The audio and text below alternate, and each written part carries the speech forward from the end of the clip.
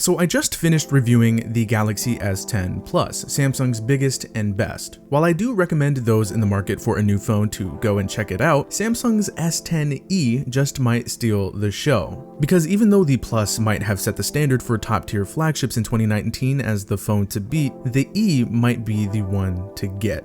And here's why.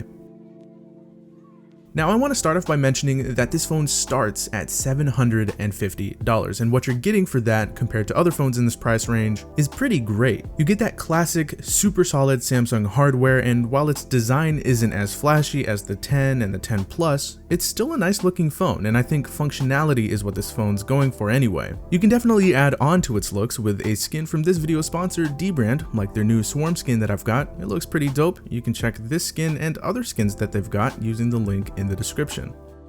Now I'm personally a large phone lover and I prefer to use bigger phones as my main, but the S10e with its smaller, more compact footprint is definitely easier to hang onto. It's lighter and more pocket friendly, it fits better in my hand, and there's just this certain charm that smaller phones have. After using big phones for so long, it's kind of nice to use something like this. Usability is better for a couple of reasons. It's easier to access the notification bar for one, and the power button, while still kind of high up, is also easier to access. It's more of a natural landing spot based off how I hold my phone, for both hands in fact. So even though it's considered a small phone by today's standards, that did not stop Samsung from doing what they usually do, and that's cramming as much as they could into the phone.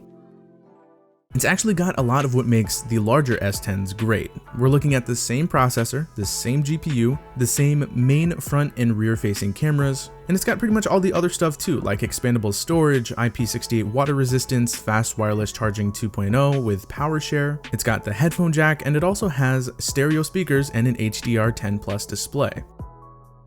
Now, here we go with what exactly sets this phone apart. Obviously, with a smaller phone comes a smaller display. We're looking at a 5.8-inch panel that isn't as high resolution as its bigger brother's displays, but it's still very sharp and bright and vibrant. Remember, this is Samsung we're talking about here, so they're not going to skimp on the screen. You'll also notice that it's a flat panel. I know a lot of people actually prefer this over curved edges, and I cannot blame them. Flat panels are definitely more practical. There's no edge distortion when watching videos, and there are less accidental presses. The S10e does not come with that ultrasonic fingerprint reader, but I do not find that to be a bad thing at all. And that's mainly because the scanner this phone does have is really nice. It's mounted on the power button, and it's actually one of the most accurate and snappiest scanners that I've ever used. Yeah, it's that good. With this being a physical scanner, it also means that swiping down to access the notification shade is here, and that's something we don't get with the bigger models. Next, we're looking at 3 cameras in total as opposed to 5. Again, not a bad thing at all. We're just missing the telephoto lens on the back and the depth sensor on the front. The main cameras and pretty much everything else is the same, including the picture quality.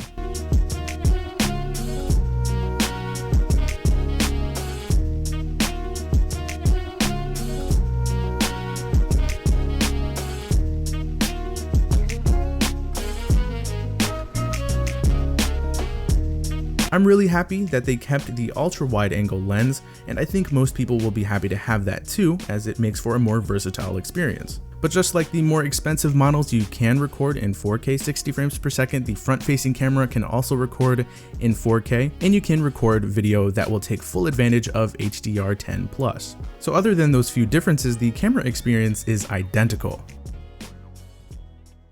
As for everyday use, speed and overall performance dang near mirrors that of the larger S10s.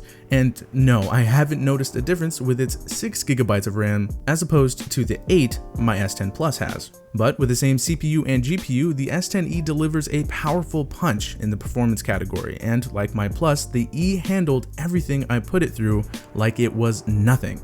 Now, battery life is a little bit of a different story, but that's automatic given the size of the battery and of course the phone itself. It's good and all, so no real complaints. Screen on time hovers around average territory, so about 5+ hours, which is fine, but nothing to write home about like the Plus's 6 to 7 hours. You can get through the day comfortably with moderate use, but don't expect it to be able to endure heavy power user usage all day before you need to plug it in.